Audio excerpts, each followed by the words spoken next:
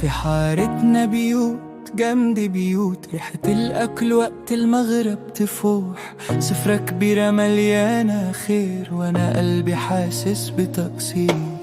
كنت بفطر والباب مقفول، فاكر نفسي راضي ومقبول، لا سألت مين جنبي عايش ولا حسيت بجوع اللي ماليش. سمعت طفل بيعيط بالليل صوته ضعيف وحزين، أبي يحطوا نور ويطمنوا والدمعة في عينيه باينين. مش هافت لو جاري جعان، مش هتنى واللقمة أمان، لو الخير اتقسم بينا يبقى رمضان جوانا كمان. مش هافت لو جاري جعان، ده الصوم مش حرمان إن كمان يد في إيد نقسم له أمتنا، والرحمة تعيش في كل مكان.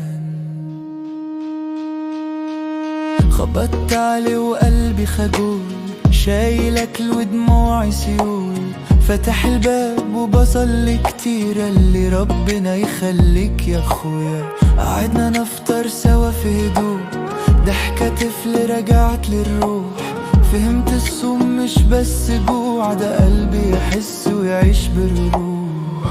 ولا مال الدنيا يسوى لحظة لما تشبع عين محتاجة، لما تبقى سبب في فرحة تحس إن الدنيا ناجحة. مش هافت لو جاري جعان، مش هتنى واللقمة أمان، لو كل قلب حس بالتاني تبقى الجنة هنا كمان. مش هافت